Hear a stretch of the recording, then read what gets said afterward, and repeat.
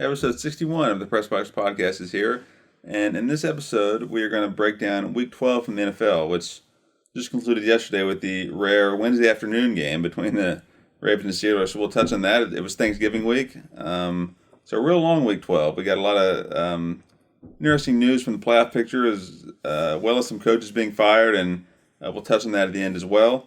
Finally, we'll talk a little bit about the Coastal Carolina Chanticleers as they get ready for a big-time matchup against BYU this week. College game day will be there. It's going to be a big scene in South Carolina, so we'll finish up talking about that. And we'll go ahead and remind you now as well, if you haven't listened to our Josh Carraway episode, assistant coach for Coastal Carolina, go do that right now before the game. It's a really insightful interview. I think you'll enjoy it. And we also want to remind you about our Twitter account at PressBoxPod. If you're not following us on Twitter right now, definitely follow us and stay up to date with all our episodes and everything that we tweet. And let's get into the episode right now.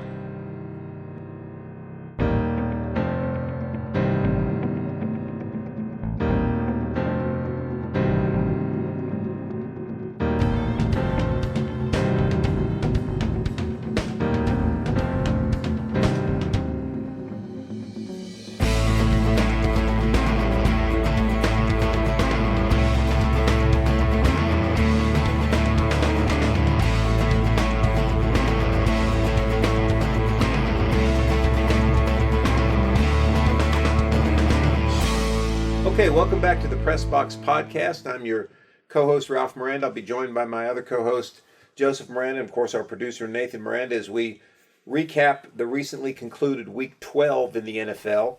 We are at the three-quarter pole of the NFL. Today, this is episode 61 of the Press Box Podcast, and now we head down the stretch of the fourth quarter of the NFL season. Playoff teams are being set. Teams are jockeying for position. We have some teams that have become virtual locks for the playoffs. We're going to talk a little bit about the recently concluded week, a little bit about some of the rescheduling. Roger Goodell's recent statement today that the NFL will finish their season, and they're proud that they haven't had any games canceled. So we'll talk about that as well. So, Joseph, what are your initial impressions? It was kind of a crazy Week 12. I mean, it started on Thanksgiving. We had two games. The one that was supposed to be played Thanksgiving night between the Ravens and the Steelers was postponed three times, concluded yesterday on a Wednesday. So what was your biggest takeaway from Week 12? Yeah, it was they said the longest week in NFL history. So starting at the afternoon on Thanksgiving and almost taking a full week, but starting on the Thanksgiving Day games there. Shout out to my guy Adrian Peterson. Great day, 2 touchdowns. That was about all the bright spots for the Lions. They got beat pretty bad by the Texans, and then the football team surprised me a little bit with their really kind of a dominant win over the Cowboys, 41-16. Swept the season series with the Cowboys. So that's I have to say that surprised me a little bit, but all in all, kind of some lackluster Thanksgiving Day games. I think when the slate first came out, everybody was really looking forward to that Ravens Steelers game, which obviously didn't happen. But that's always a fun week. The Thanksgiving Day games are something different. You get football in the middle of a day on a Thursday, so that's always good to start off the week. No, it was your classic Thanksgiving Day. I mean, the Lions and the Cowboys always play on Thanksgiving, and so that's really no different. And I like the fact that you get one game start at 12:30 and the next one at 4:30, so you don't miss anything between the early game and the late game, which a lot of times you do. And really, this before they started the Thursday Night Football a few years back, this is the classic Thanksgiving Day schedule. Correct. 12:30 and 4:30, and by the time everybody's done eating and watching two games, you really didn't miss a third game. I mean, it was okay. Yeah, that's a good point. I mean, as hardcore as we are about football, after you've eaten a big Thanksgiving dinner and you've watched two football games, it's kind of hard to stay awake for that third game. Yeah. So it's probably not a bad idea that the game got moved. Unfortunately, got moved under the wrong circumstances. Yeah. But, that was an interesting game yesterday. The Ravens were way shorthanded. They started RG3 at quarterback. He was pretty much ineffective. They had to go to Trace McSorley, who was a 6th-round pick last year. he actually ignited a little bit of a spark under them. But the Ravens were really shorthanded. They lost a couple more guys on defense. But the Steelers, they pulled the classic play down to their competition. I mean, they played horribly, still won the game, and here they are sitting at 11-0. Yeah, I looked on Twitter yesterday. There's basically trending the fact that people thought that they were the worst 11-0 team of all time, which I don't know about that. Of course, I don't know all the 11-0 teams off the top of my head, but they didn't look great yesterday. And Tomlin after the game sounded like they lost the game. Right. Roethlisberger didn't sound thrilled with the performance, but I think you saw yesterday too how important Lamar Jackson is to the Ravens. I mean, we've discussed the Ravens' shortcomings and their inability to win in the playoffs with him, but they're really not all that competitive without him. I mean, yes, they could run the same type of offense with RG3, but he looked terrible yesterday. I mean, first play of the game, fumbles the handoff. Next series, throws a pick six, then pulls his hamstring. I mean, the guy's done. He's washed up. So, Yeah, he is. Like you said, McSorley was able to come in and give a little spark, but, it was a tough day for the Ravens. I didn't like what I saw from them at all, really. But he is their backup quarterback. I think most teams in the NFL had if they are forced to go with the backup quarterback, they're considerably worse. Yeah. Right. I mean, but now if the Ravens knew going into the season they weren't going to have Lamar Jackson, they had to make moves to find a new quarterback. They'd probably be a little better. Okay. Right. Yeah. But I know what you mean, though. Well, he's not that effective of a backup. Right. Yeah. He's the right backup for that team because he's got a similar skill set to Lamar Jackson. He's just not anywhere near Lamar Jackson's level. Right. But the Ravens are in serious danger of not making the playoffs. I mean, when you look at the playoff picture right now, if you look at the teams that are in contention for the 3 wildcard spots, you've got the Dolphins at 7-4. You've got the Browns at 8-3, 2 games ahead of the Ravens in that division. You got the Colts at 7-4. Right. So, and the Ravens still have to play the Cowboys, which is not going to be that big of a football game for them. They've got to play the Giants, which again may not be a very big game for them. But the point I'm trying to make is, they're in serious danger of not making the playoffs. Yeah, I mean, I could definitely see them not making it. It wouldn't really surprise me. I think they're just as good, if not better, than the Raiders. But I don't see them catching the Colts or the Browns. Maybe the Dolphins could slip up here. I don't know if they're all that good, really. But I don't know. Definitely wouldn't surprise me. Going backtracking a little bit from yesterday's game into the Sunday slate. You got the Giants in first place now. Yes, we do. Yeah. Beating the Bengals, a game that they needed to win, and Well, the Giants. The bad thing for the Giants is that Daniel Jones pulled a hamstring, and is very real possibility that he will not play Sunday against the Seattle Seahawks. Which, let's face it, I mean, you can make all kinds of cases for Colt McCoy. He's been in the league 10 years. He's probably a well-established backup. He knows how to play football, but he's not Daniel Jones. So it's going to be hard for the Giants to beat the Seahawks Sunday. I really believe that, but. If they can somehow win that football game and get to 5-7, the Washington football team has to play the Steelers next, which is a significant chance for them to lose. I mean, the Giants could be sitting pretty if they could beat the Seahawks. Of course, after the Seahawks, they have the Cardinals, they have the Browns, they have the Ravens, and then they have the Cowboys. So it's going to be a tough road for them. In fact, I think if you look at the schedules, I would say that the Washington football team probably has the inside track at winning that division right now, given the way the schedules break out. But needless to say, the Giants have been improving week to week, and they're not turning the ball over anymore. The defense is making some stops. I like what I see. I do, and I think the Giants are headed in the right direction. I really do. Yeah, that's a good point you made just now, and you brought up earlier too. That you can tell that they've gotten better since week 1, whereas the other teams in that division haven't. They're all in a similar boat, but the Giants have actually shown the most improvement. Yes. I think bodes well into next year. Yeah, because of first-year codes and everything. I agree with you. I think it's a tremendous step in the right direction for the Giants. I mean, anytime you have to rebuild a roster. and you get rid of a lot of older veterans, and you bring in a lot of young guys, which the Giants have done, and you bring in a new coach like this who doesn't have a lot of experience. He reminds me a little bit of the John Harbaugh model. He was a special teams guy with the Patriots, and look what Harbaugh was able to accomplish with the Ravens. Right. So I think the Giants, I really like what I see. I think another draft, Saquon Barkley coming back next year. The offensive line is getting better. They could become a pretty good football team here in the next few years, which is really what you look for when a team is rebuilding. So we'll see. Yeah.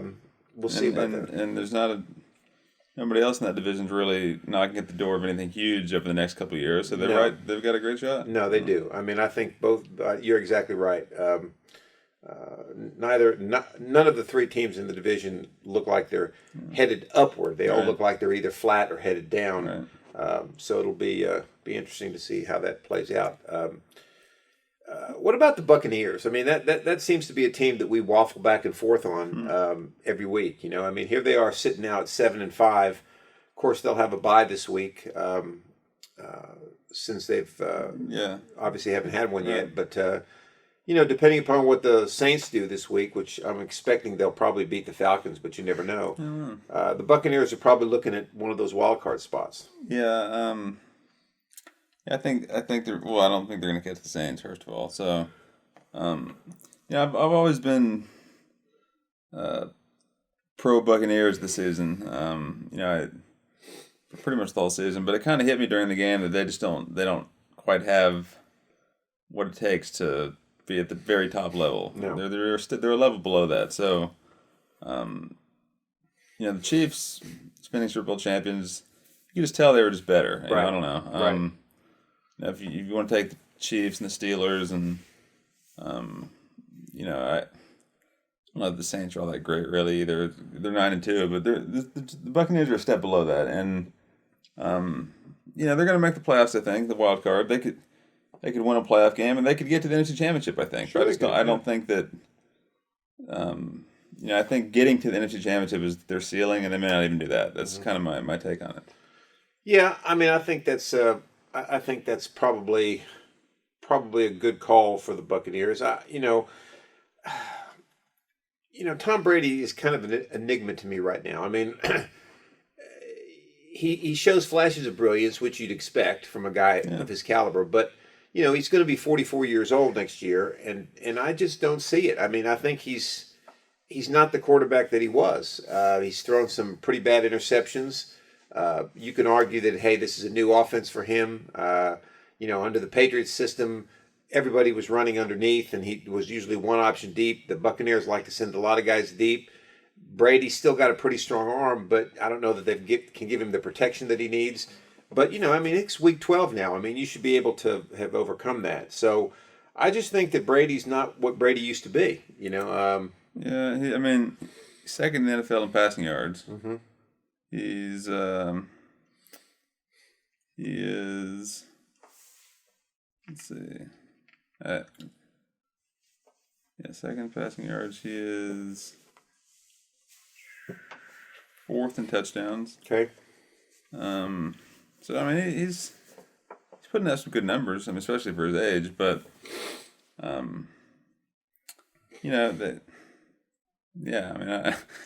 guess that's my defense of Tom Brady. Those two stats, but obviously there's more to it than that. And then them making moves like bringing in Antonio Brown, and they've got like 7 running backs, and right.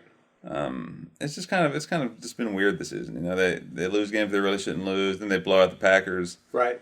So it's kind of almost like you don't really know what you're going to get for him, and Gronk is not the same guy. Let's face it. I mean.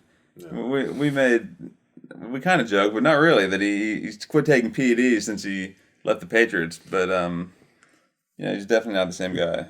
That's all I can say about that. No, he's not. And and really, you watched the other night.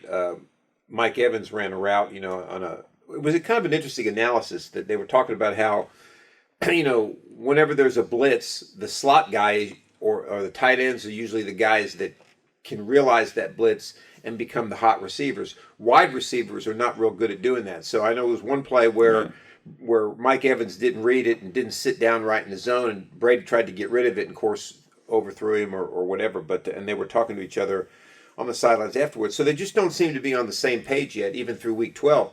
And if you look at the Vikings play the Jaguars this week, a very winnable game for them at home. So they could be 6-6, one game behind the Buccaneers, coming into going into Week 14. So it's really not. The Buccaneers have to win some games. I mean, there's no question about that. Otherwise, they could. Because you look at the NFC West, the Rams are probably going to make the playoffs. There's a really good chance the Cardinals make the playoffs. They play each other this week, right? The Rams and Cardinals. They do, right? yeah, they do. The Rams play the Cardinals this week, which should be a pretty good football game. It's in Arizona, so yeah. I mean, one of those teams will obviously lose, but I don't know. It's going to be interesting to see how it plays itself out down the stretch, especially if the COVID-19 thing starts to rear its head again. I think of the teams, quote unquote, in the hunt right now, the Vikings are the really only ones that have a shot. Right. I don't see the Bears or the 49ers making it. No. Do you think Dalvin Cook, is he completely healthy? I know he got kind of injured, but I was just looking it up. Said like he's ready to roll, but they're going to be smart with him. So it sounds like it's more of a day-to-day type of injury, right? Yeah, probably so. I mean, I don't think they want to take any chances with him. We're going to say Joseph. I'm sorry. I think the Vikings win this week. You pointed out they play the Jaguars, so that puts them at 6-6. If the Rams win, that puts the Cardinals at 6-6. Right. So they're both right there. Right. If the Cardinals win, you got 3 7-5 teams. Right. Rams, Bucks, and Cardinals. So that's definitely going to come down to maybe even the last week. But I think the Vikings are the really only team that can get in of those bubble teams. Yeah, I would agree with that. And I think, and then here's interesting. Come back in Week 14, the Buccaneers host the Vikings. So that's going to be that'll be a telling game right there. That'll probably solve that riddle for us, because whichever team wins that game, assuming the Vikings beat the Jaguars, will probably be in the driver's seat for their playoff spot. Yeah. Is it going to be at night? It probably will be. Let's see. Unless they flex it. Right now it's at 1:00, so it won't be at night. The Buccaneers are going to win. Yeah. All right, so we need to talk about this because last week, as we stated in our title, we had a funeral. Yes, we did. For the Patriots. For the Patriots, who won this week. Yes. And are 5-6. Right. And I think they're still out of it, but I don't know. I guess they staved off certain elimination, I guess you could say. I mean, they're a game back from the Ravens and the Raiders, but they're still 2 games back from the Colts. So, right. I think our funeral was properly. No, I think it was. I think it was. I think they play the Chargers this week in Los Angeles. The Chargers can beat them. Okay. Yeah. I mean, the Chargers are an explosive team. I think they can beat them. But then the next week they stay in Los Angeles and have to play the Rams, and that's going to be, it looks like a Sunday night game at 8:20. So I think the best the Patriots hope for is coming out of that 1-1. So that puts them at 6-7.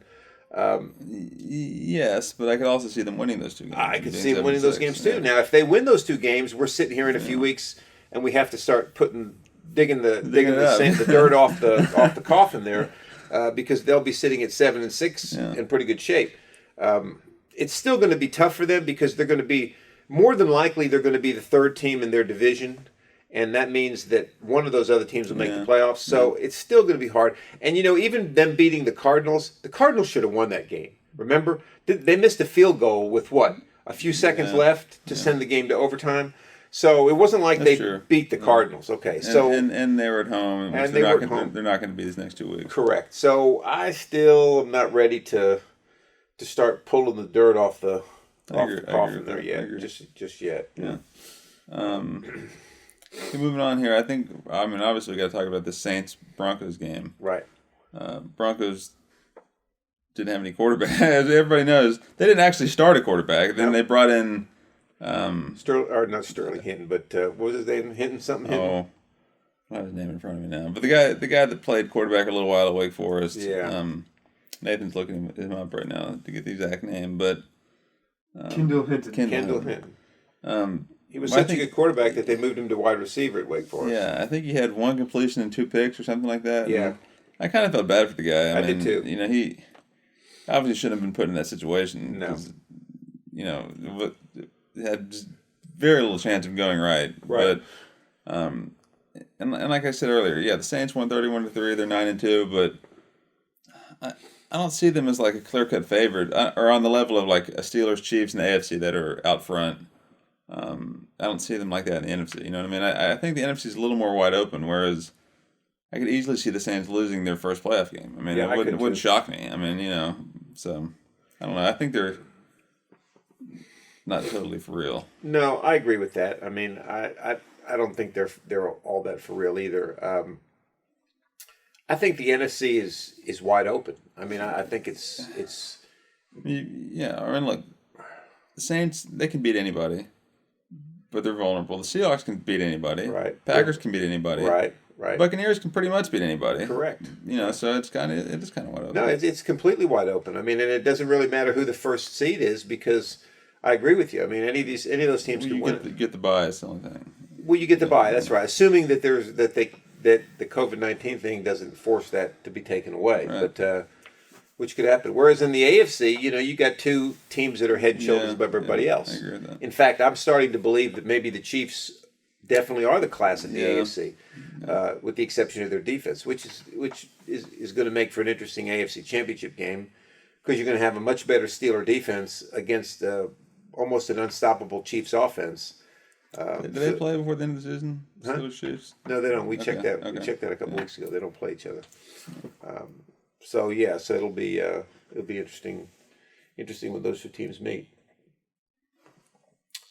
So yeah, it was. I mean, it was a good week. There was nothing that was really surprising. I mean, I think the COVID-19 thing is starting to become an issue for the NFL only because you're having so many cases, and I think the NFL has stated they're going to finish the season. They don't plan on canceling any games, which is the right move. Is the right move. I mean, I said this in the baseball podcast over the summer, where if you decide beforehand we're going to have a season, you got to have a season, right. And that's what the NFL is doing. Right. They're moving games that they need to move to accommodate things, but they're playing the games. Right.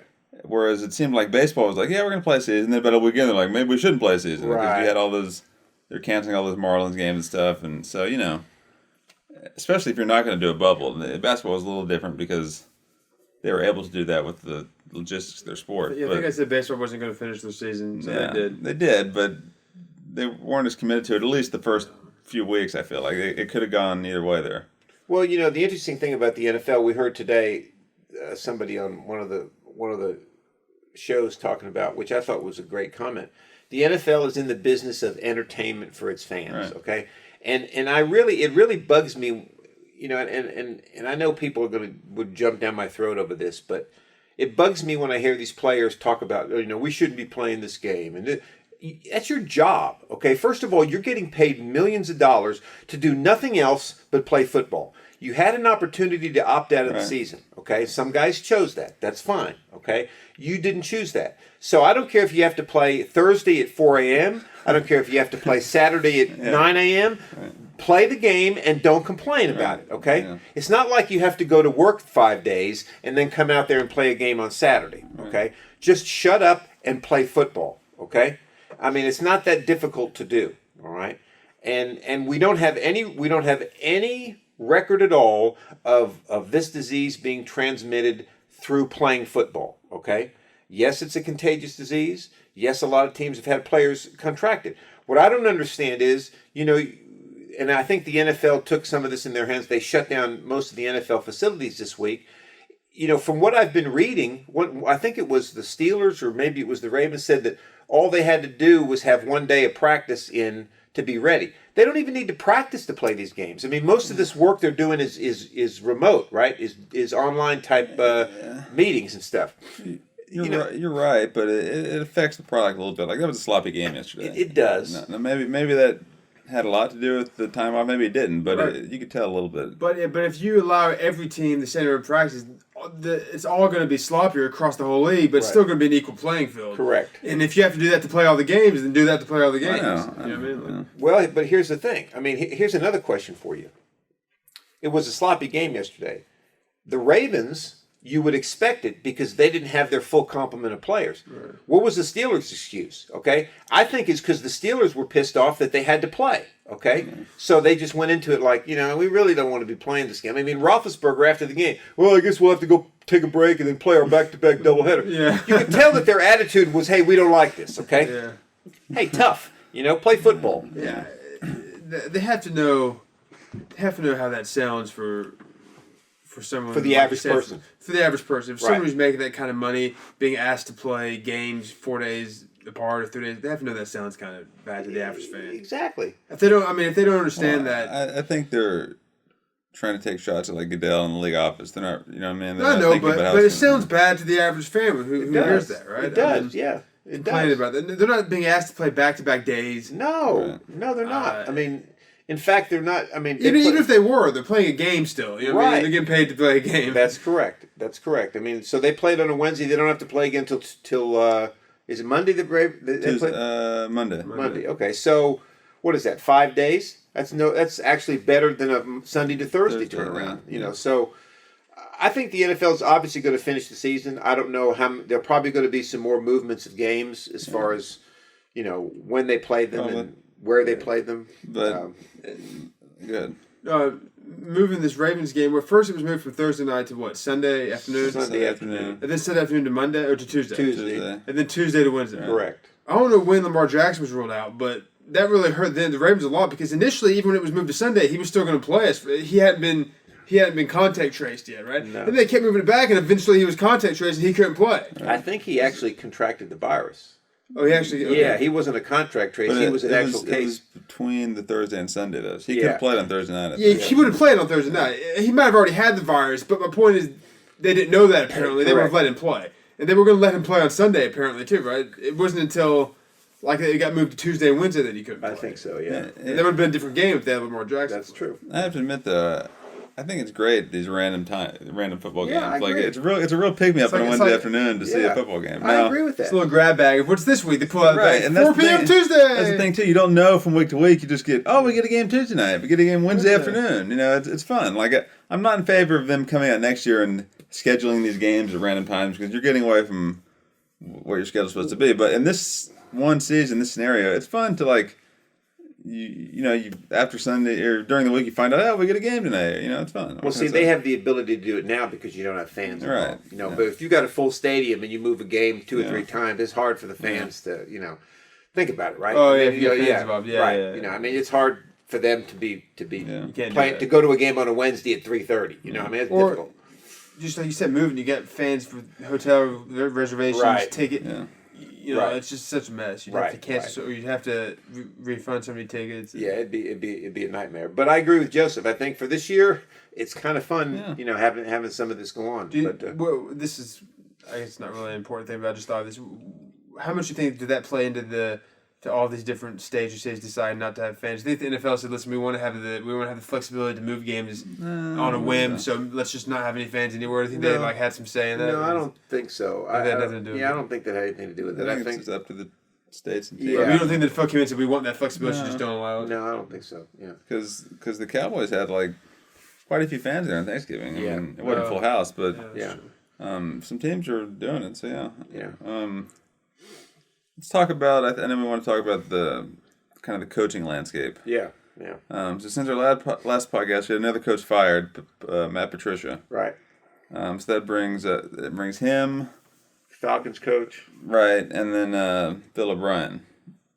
Bill O'Brien. That's correct. Those Right. are So the three that coaches. have actually been already fired. Right. Okay, so, then I guess we can go through now and talk about what might be open after the season, or we can wait. But, and then you have the. Well, the Jets coach is going to get fired. That's a given at some point. Yeah, I think it's probably after the season. Yeah, after the season, but No, I mean they don't give him another season. I don't think. no, they're not going to give him another season. So that's another one. We think that the Eagles coach has bought himself some more time with the Super Bowl. I think he's got at least another year. Yeah, Okay, I do. Talked about the Ravens a little bit. Probably not, right? I think he's safe. Yeah, Yeah, I think he's safe for another year because they've got Lamar Jackson under contract for another year. Yeah. The Bears? Well, that's an interesting one right there, okay? Because, Matt Nagy came out after the game Sunday night. Is it Matt Nagy? Yeah, Matt Nagy, yeah. Oh, no. Matt Nagy, yeah. Coach of the Bears. Yeah. This is his third year. First year, they won the division, if I'm not mistaken, and they lost that game to the Eagles on that Cody Parkey's boink boink field goal attempt in the playoffs. Okay. Last year, not so good. This year, not so good. Yeah. All right. He came out after the game Sunday night. They looked horrible against the Packers Sunday night. I mean, they did. It's almost like they didn't want to be there. Even their defense. Right? Forget about Trubisky. Their defense was horrible. All right. And he came out after the game and he called everybody out. He called the players out. He called the coaches out. He said, we got to have some pride. This is a gut check. And, somebody made the comment, which I thought was interesting, said, when you call everybody out like that, they better put up. Because what he's basically saying is, if I'm going to go down, you're all going down with me. All right. My point being, if they don't turn this thing around and start playing better, because they've lost 5 straight games. They were 5-1 at one point. That's right. Okay, and they've lost 5 straight games because he went to Nick Foles, which was probably a mistake. Right. All right. So I think he's on the edge there. I think he could easily lose his job if they start going. If they continue the downward trend and they don't show some heart and some spirit, so that could be another one that loses his job. How exactly? You're saying him making that comment makes it even tougher road ahead for him? Yes, I think it does because you're basically laying the gauntlet down. You said because it pits everybody on the team against him and they don't want to play for. Is that what you're saying? Or are you saying that? What I'm saying is it could go either way. If it's going to show, are they either with him or they're not with him? Yeah. I guess that's a maybe. I think Zimmer's safe for the Vikings. I think Zimmer's safe. I do. I do too. Yeah. And I'm starting to think that they're going to probably bring Cousins back.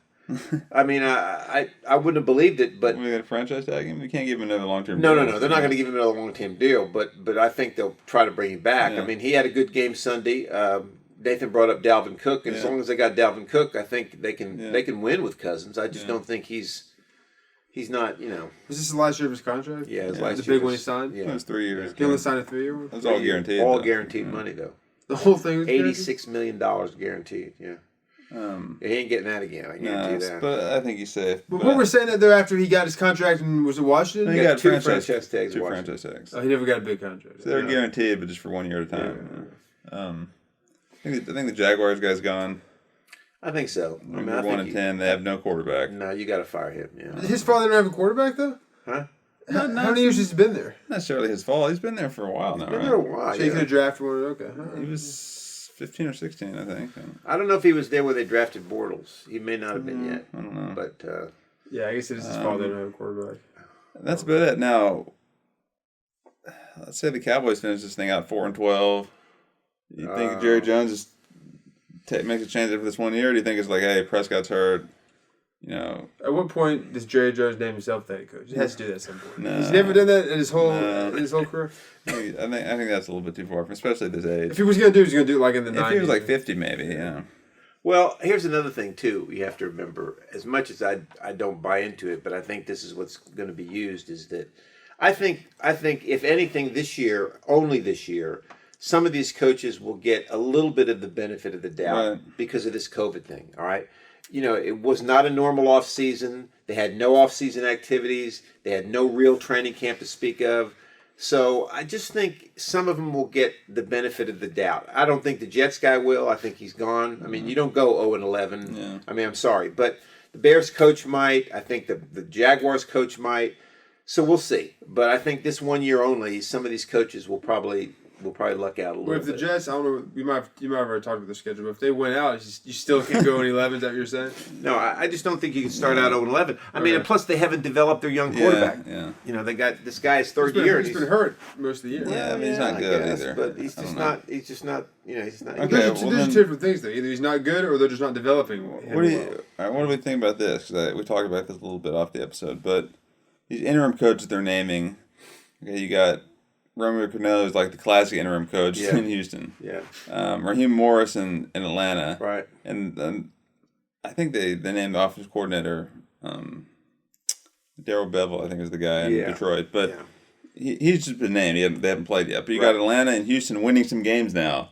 And then you already hear the talk about maybe they should just name Raheem Moore as the head coach, or maybe Roman Cannell should get a shot. I think that's always ridiculous. You have an interim coach, it's not the same dynamic at all. Well, tell me what you all think about this. I think in those situations, when you have a struggling team and they can't get things going, and then all of a sudden they make a change like this, it kind of gives them a new energy. Like, okay, there's a new kind of structure at the top. Right. There's probably to some extent, a new way of approaching game plans and a way of approaching practice and weeks a little bit. Right. I think it's just kind of like they get some more energy now. They think, okay, maybe things can turn around. Right. I think that's all of it pretty much. Well, I think you're right. And I made the comment when we were talking earlier in the week. Last week I threw out my theory of the closers for quarterbacks. That's right, yeah. I think it's the same thing with coaches. I mean, you got some coaches that are interim guys, and you got other coaches that are head coaches. I mean, look at it this way. Corporations, there's certain guys that are brought in as CEOs when corporations need fixing, okay? They come in as a CEO, they revamp the corporation, they revamp the structure, they make it profitable, and then they move on. They go somewhere else. Because they're not good at long term. Because that's not their job. They're not long-term guys. They're fixers. You know what I mean? Mm. And I think some coaches are like that. I think Romeo Crennel, look at the guy on the sideline. I think he exudes a calming influence to the team. Like Nathan said, they feel, okay, we can start playing. But I don't think his voice resonates from day one. You know what I'm trying to say? Yeah. And look at Raheem Morris. The guy was the Buccaneers coach. Yeah. He was horrible, okay? Yeah. So you're going to tell me now that because he's given the Falcons 4 wins in the last 6 games, that all of a sudden he's changed as a head coach? I don't think so. The Falcons are always one of the better, worst teams that we talked about. Yes. I said this watching the game. I said that matchup. I said, you've got the best, worst team in the NFL against the worst, best team in the NFL in the Raiders. Yes. The Raiders are considered good, generally. Even before they fired their coach, though, they lost a couple of those games they were ahead by a lot. And the weird onside kick, the Gurley falling into the end zone. They could easily be 6-5 right now, or if not 7-4. If those games would have gone the other way. So I think there's certain coaches that are fixers. I mean, but they're not guys that can run an organization. I think Romeo Crennel still can. I don't think so. He's had his opportunities. He's had some opportunities. Wasn't he the Texans coach once? Yeah. And he was the Chiefs coach once. Browns coach once. Yeah, was he horrible at all this way? Yeah, pretty much. I mean, Let me put it this way: for the guys you just talked about, there, if you had to name one of your head coach for the next 2 years or whatever, it'd be Romeo Crennel, right? That's my point. Probably. I mean, but probably wouldn't be Raheem Morris. That's for sure. Yeah, it wouldn't be Darrell Bevel. Why did the Lions end that Schwartz guy? He'd been a head coach before. That Bevel guy never has been, has he? Yeah, Schwartz. Isn't he the Lions D coordinator? He is. Oh, he's the Eagles coordinator. No, he's the Eagles. He was the Lions head coach. Lions head coach. Okay, right. Yeah, all right, never mind. Yeah. Yeah, well, the Lions, I mean... Wasn't he the Lions D coordinator before they promoted him to head coach? I think he was. I think he was... He was the interim guy. No, at one point he was the Titans defensive coordinator, right? He may have been. I don't remember, but I don't know. I think they just hired the guy, but... what were we saying? Well, I mean, you look at what was I going to say here? I think good head coaches can mold a team according to their personality. I mean, you look at the guy that's the head coach of the Titans, Vrabel. Mike Vrabel, right? I mean, he just fits that. When you look at the Titans, you see Mike Vrabel. I mean, physical football team. Tough defense, run the football. They just pound you away. You look at the Giants coach, Joe Judge. I mean, disciplinarian. Do things the right way. I mean, I think certain coaches are able to put that stamp on their team. Others can't really do that. And I think organizations. We talked about this once before too. I mean, when you start changing coaches left and right, I mean, you never can get anywhere because. It's kind of like a college thing. I mean, you start getting guys in there that weren't brought in by that coach, and half the team buys into the coach, the other half the team doesn't buy into the coach. I mean, I think you have to show some temperance with the time period. You know what I mean?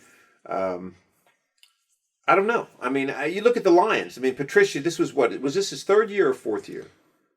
I want to say third year. 3rd year. Yeah, I think so. But they were making the point Thursday that he'd already started to turn the roster over a little bit, So you got to give a guy some time. I mean, I'm not so sure that Patricia, as much as I said he should have been fired, what were they, 4-7? I mean, that's not great, but it's not 1-9. Yeah, I they mean, should have won week 1. They got dropped the pass. right. Yeah, I mean, so I don't know. You know, I mean, I don't know. I think of those 3, the Patricia should have been the least fired. Probably so. Yeah.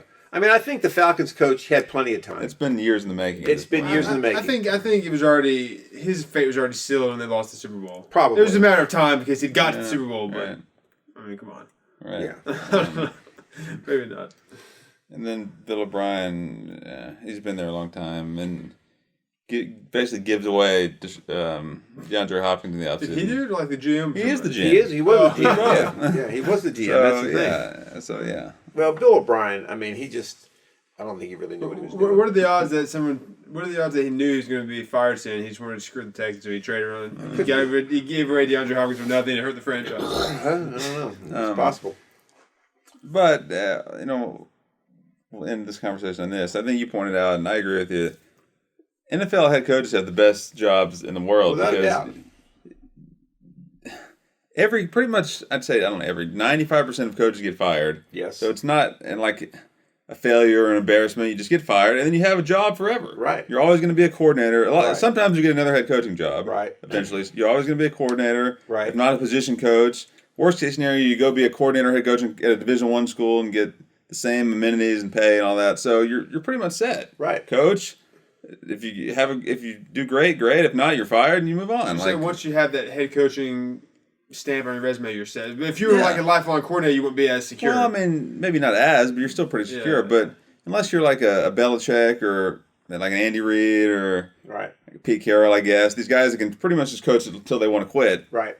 You're going to get fired, and it's like, Well, even Belichick got fired from That's the Browns. true, he did. And Pete Carroll got fired twice, and Andy Reid got fired for the Eagles. I know, that's true. Yeah, I mean, it happens. I mean, it happens. Like you said it's not an embarrassment to be fired at your job. You usually, to be fired, it almost kind of would be. At a regular job, it sounds... you were fired. Yeah. Right. Well, we talked about this before. I mean, any type of coaching job. The NFL jobs are the best because, like you said, first of all, you have contracts. Right. So if they fire you before it's up, they got to pay you that contract, okay? So you could basically sit around and earn the money without doing anything if you wanted to wait to do that. Right. But you know you're going to have another job if you want one, all right? Because nobody's going to hold that against you. And I think any particular coaching job, getting let go is not embarrassing at all because teams do that all the time. Yeah. Or we're going to go in a different direction. All right. Some guy comes in and goes, he wants different people in there. Yeah. That's no skin off the back of the person that was there. It's just the way it is in the coaching profession. Whereas in the business world, if you get fired, it's like a stigma that stays with you for a long, long time. So I mean, it's just a strange business. I'd pose one thing. What do you think is a better job, that or like some type of like hitting coach in baseball or something? I feel like you go from team to team too, like pitching coach, hitting coach, bench coach. I think football's better. That's my opinion. I don't know. Because I get paid a lot less for the other thing. Not just that. I just don't. I don't know. Everything combined. I was thinking about what you probably have to do day to day, the type of leisure time you'd have. That type of you're talking about everything. Job. What do you have to do for the job? Hitting coach is easier. Yeah, you just in the amount of leisure time you have, you stay in cities. Yes, for 2 weeks. I thought we were just talking about. They get recycled quite a bit, right? Not as much as football coaches. Well, here's another thing that you have to consider too. Going along with what we just talked about as to why certain coaches are good head coaches and why others aren't. You can be a really good coordinator and a really good defensive back coach or linebacker coach and whatever, but a head coach doesn't really do a lot of coaching. Okay, I mean, when you think about it, the head coach is kind of the voice of the team. He's kind of the spiritual leadership of the team. Spokesperson. The spokesperson, right? In other words, like the team looks to him for the guidance and for the direction and for the motivation. And he sets the coordinators on the path that he thinks is best. Exactly. Right? They take it from there. Those are the guys that are doing the coaching along with the guys below him. The head coach steps in and makes sure everything's going well, talks to the media, interacts with the owner, so he doesn't really do a lot of coaching. So my point is, the guys that become good head coaches are those good organizers, those motivational guys that can do that. You see like what I mean? A general. And right. He's got his officers. Right, exactly. And the ones that can't go back to being coordinators because that's what they're good at. I mean, it's kind of like, you guys probably never heard of this, but there was a book that was really popular in the business world. I think it's still popular. It's called The Peter Principle. And the whole concept behind the book is that, and this is in a business setting, everybody in an organization rises to their level of incompetence. And what that means is that you continue rising, and then you get to a point where you rise above to another job, but you're incompetent in the job, so you step back to the level that you're competent at, okay? It's the same in coaching, right? Some of them get all the way to head coach. Some step back and are really good coordinators because that's their level of competence, okay? And I think that's what you see in the coaching profession. It's interesting to think too that you could be, if you could be a really good coach. Technically, you can really know how to coach a guy, coach players, but not be a good head coach because that's not really what you're meant to do as a head coach. That's right. That's exactly right. And a good head coach, you would think that if you're a good head coach, you should be a good coordinator, but maybe not because you're actually doing more coaching as a coordinator. Right. Right. Exactly. That's right. Yeah. So it's interesting. But then again, once you said most of the successful head coaches were also successful coordinators. Probably. Yeah, probably. How many guys are not successful at position coaching or coordinator, but they're a good head coach? I mean, Belichick was a good defensive coordinator. Yeah. Parcells was probably good. Parcells was a linebacker coach. He was good at it. John Harbaugh was a special teams coach. Yeah, I mean, obviously nobody just steps into the NFL head coaching job. It's their first job. I mean, but unless you're Cliff Kingsbury. Well, yeah. But maybe I guess my point was, not many of them were necessarily great coordinators. They were all a coordinator or a position coach, but not necessarily great. That's like Mike Tomlin. He was like a DB coach or something. Right. He was kind of obscure. Okay. He's been there for 14 years. So not many of them were really great at their coordinating jobs. Right. So that wraps up week 12. As we get into week 13, I'm sure things will start hashing themselves out a little bit more after these games this week. Before we close, let's touch real quick on our buddy Josh Carraway and the Coastal Carolina Chanticleers. They're undefeated, ranked, 16th in the country? Well, 14th in the AP top 25, and I think they're 18th in the playoff rankings. Okay. Yeah. They were supposed to play Liberty University this Saturday. Liberty had been undefeated, lost a game to a pretty good 25th, team. Yeah. And that game got canceled because of COVID issues with Liberty, so now Coastal Carolina is going to play BYU, who is undefeated. Ranked eighth, which is going to be a nice feather in Coastal Carolina's cap if they can beat BYU. Yeah. And what was the stat you saw that this was the first? This was the first prior pre-bowl meeting? Not the first. It was the sixth all-time December pre-bowl meeting of two undefeated teams. Yeah. So before the bowl start in December of two undefeated teams. Yeah. Last time was 2009, the Florida-Alabama SEC championship game. Yeah. Interesting. I mean, this is what Coastal Carolina's been looking for to basically say that they're legitimate, right? Now, granted, BYU is not like an Ohio State or a Texas or even like a South Carolina traditional powerhouse, but they're a top 10 team this year. So if they win, they can say, "Hey, where's our New Year's Six bowl?" Right? I mean, basically, they'll put them at 9-0, and not only that, but it'd be even more so if they win because they had 2 days to prepare for the game. Right. That's right. That's a good point.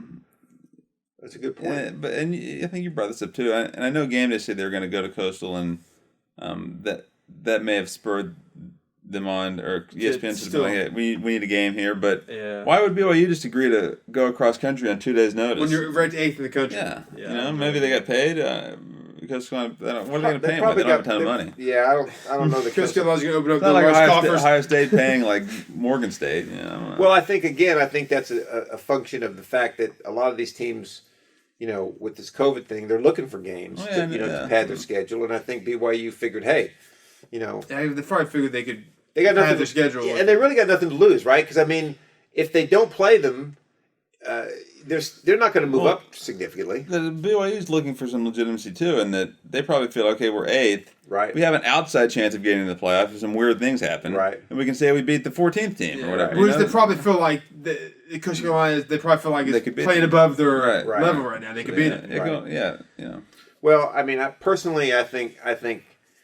the playoffs are pretty well set. I mean, let's face it. The ACC now changed their schedule where Notre Dame has been given an automatic berth in the ACC championship game because they hold all the tiebreakers. Clemson will play Virginia Tech this week. If they win, they're in. And both Notre Dame and Clemson get a bye next week, whereas Notre Dame was supposed to play Wake Forest in the makeup game. My point being, if Notre Dame beats Syracuse this week, which they should, Syracuse is 1-9, Clemson will probably beat Virginia Tech. If those two teams play a classic matchup in the ACC championship game, if Notre Dame wins, obviously they're in. Clemson with 2 losses may be in trouble. If Clemson wins, I think both of them are in, okay? I think Alabama is probably going to beat Florida. They're going to be in. And then it's just a matter of, does Ohio State qualify, or do you have to put in one of these other teams that has a loss, you know? So I think it's pretty well set. I mean, I don't think there's going to be a lot of intrigue, you know? Yeah. But we'll see.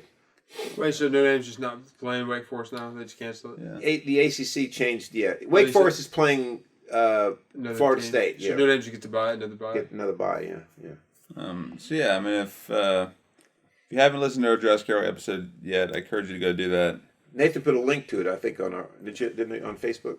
Well, on my personal Facebook. Yeah. Twitter, we'll retweet out at the episode. We put links out to every episode, but we'll do this one again. If you hadn't listened to it yet, it's a good one. And we can say we were in early on the Chanticleers. Yes, we can. We got him after the 2-0 start. Now I'm sure he's brushing away media inquiries left and right. But and again, if you're listening, Josh, remember now. Caught in his beard, he has to pull it out. You were first. The Press Box podcast gave you your start as early as 3 years ago. So we want first crack to interview you again if Chanticleers upset BYU here this weekend. And definitely. So we need to get post-game interview with him live on the field.